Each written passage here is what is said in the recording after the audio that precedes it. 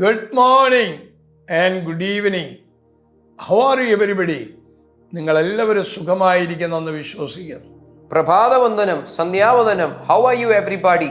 I hope all of you are doing well. The Father's love is sacrificial. പിതാവിന്റെ സ്നേഹം ത്യാഗപൂർണമാണ്. അത് നാം മനസ്സിലാക്കിയേ മതിയാകുള്ളൂ. It is a must to understand this love. John chapter 3 verse 16, Genesis chapter 22 verse 1 to 14. യോഹന്നാന്റെ സുവിശേഷം 3-ാം അധ്യായം 16-ാമത്തെ വാക്യം, ഉൽപ്പത്തി പുസ്തകം 22-ന്റെ 1 മുതൽ 4 വരെയുള്ള വാക്യങ്ങൾ. ഇതിനകത്ത് സ്നേഹം കാണുവാൻ കഴിയും. We can observe that love is being spoken about here. Sacrificial love. ത്യാഗപൂർണമായ സ്നേഹം. ആമേൻ. തന്റെ ഏകജാതനായ പുത്രനെ യേശുക്രിസ്തുവിനെ പിതാവായ ദൈവം ഈ ലോകത്തിലേക്ക് അയച്ചു, യാഗമാക്കി തീർത്തു. For God so loved the world that he gave his only begotten son as a sacrifice to this world. അത് പിതാവിന് നമ്മളോടുള്ള സ്നേഹമാണ് അവിടെ കാണിച്ചത്. What's being demonstrated here is the love of the Father towards us. അതൊരു sacrificial love ആണ്. അത് ത്യാഗപൂർണമായ ഒരു സ്നേഹമാണ്. രണ്ടാമത് മറ്റൊരു സ്നേഹം ജെനസിസ് ചാപ്റ്റർ 22-ൽ നമുക്ക് കാണുവാൻ കഴിയും. We can see another kind of love in Genesis chapter 22. ആമേൻ. വർഷങ്ങളായി കാത്തിരുന്ന അബ്രഹാമിന് ലഭിച്ച ഇസഹാക്കിനെ യാഗം കഴിക്കുന്ന വിഷയം. We see a matter where Abraham was asked to sacrifice his son whom he received after many years of waiting. അതൊരു ചെറിയ സ്നേഹമല്ല.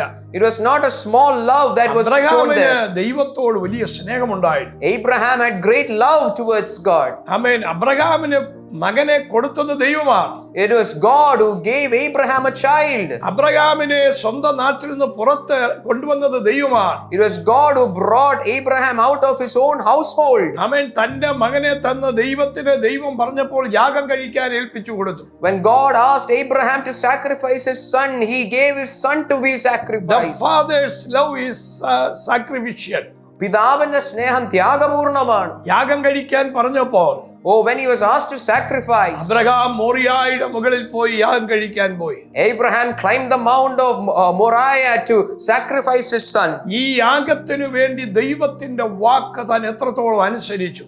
For the sacrifice, Abraham obeyed the voice of God. പലപ്പോഴും ദൈവം നമ്മോട് സംസാരിച്ചിട്ടും അനുസരിക്കാതെ നാം ഇരിക്കുന്നുണ്ടല്ലോ. Many a times when God has spoken to us, we have not been obedient to the voice of God. പലപ്പോഴും അനുസരിക്കാത്തത് കൊണ്ട് ഒരുപാട് ബ്ലെസ്സിംഗ് നമുക്ക് നഷ്ടപ്പെടുന്നു. We've lost a lot of blessings because we were not obedient to the voice of God. പലപ്പോഴും മനുഷ്യനേക്കാൾ ദൈവത്തെക്കാൾ ഉപരി മനുഷ്യനെ സ്നേഹിക്കുന്നു. Many a times we loved men more than God. ദൈവത്തെ പ്രീതിപ്പെടുത്താതെ മനുഷ്യനെ പ്രീതിപ്പെടുത്തുന്നു. Instead of pleasing God, we've pleased men. ദൈവത്തെ പ്രീതിപ്പെടുത്തുവാൻ ഒറ്റ വഴിയേ ഉള്ളൂ. There's only one way to please God. ദൈവ സ്നേഹം നമ്മളിൽ വരുമ്പോൾ, as the love of God comes in our hearts, നാം അറിയാതെ ദൈവം പറഞ്ഞത് അനുസരിക്കും.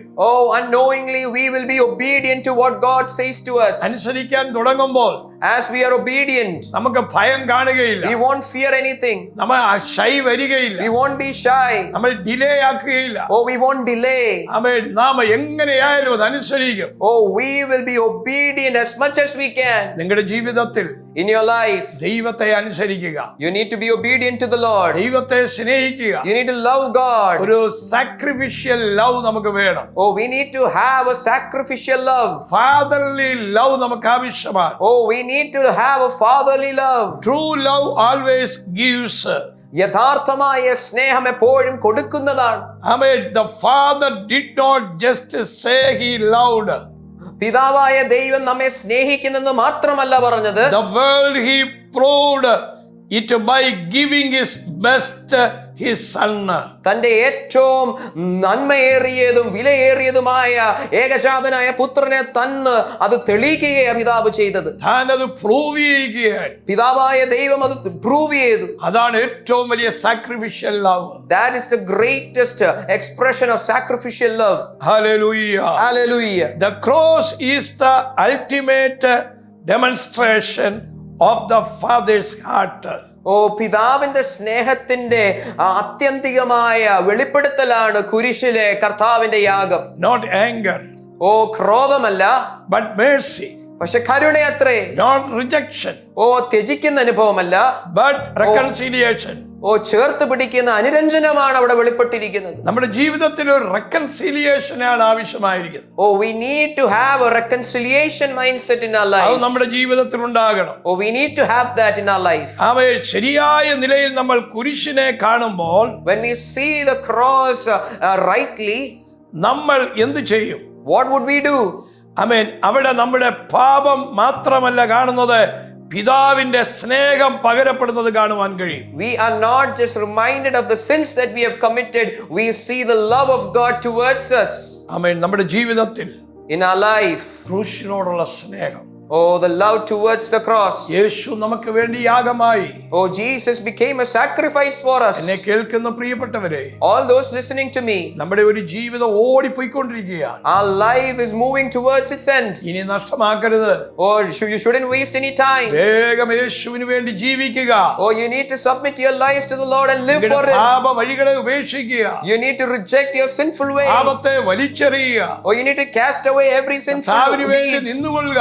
You need to stand for the Lord. കർത്താവ് നമ്മെ ഹോണർ ചെയ്യും. The Lord will honor us. ഞാൻ നിങ്ങൾക്ക് വേണ്ടി പ്രാർത്ഥിക്കാം. I'm going to pray for you. The Father's love is sacrificial. പിതാവിന്റെ സ്നേഹം ത്യാഗപൂർണമായതാണ്. ആ സ്നേഹത്തിലേക്ക് നമുക്ക് മടങ്ങി വരാം. Let's all return to that love. ഞങ്ങളുടെ കർത്താവേ, Our Lord, ഈ ജനത്തെ അവിടുന്ന് അനുഗ്രഹിക്കണം. oh, bless this people from heaven. ഈ ജനത്തിന്റെ മേൽ വലിയ blessing കൽപ്പിക്കണം. Oh Lord, decree a great blessing upon this എല്ലാ people. വേദനകളും മാറിപ്പോകട്ടെ. Let every pain be taken away. ഓ, ഒരു സാക്രിഫിഷ്യൽ ഫെയ്ത്ത്, ഒരു സാക്രിഫിഷ്യൽ ലവ് ഇത് ജീവിതത്തിൽ ഉണ്ടാകാൻ ഇടയാക്കണമേ. Oh, let them have a sacrificial faith, a sacrificial love in their lives. ഇപ്പോൾ രോഗികൾ സൗഖ്യമാകട്ടെ. Lord, right now may all those who are sick in their bodies be healed. ഭാരമുള്ള അവസ്ഥകളും മാറിപ്പോകട്ടെ. Let every burdensome issues be taken away. അനുഗ്രഹിക്കപ്പെടട്ടെ. Let them be blessed. യേശുവിൻ നാമത്തിൽ. In Jesus' name. Amen. Amen.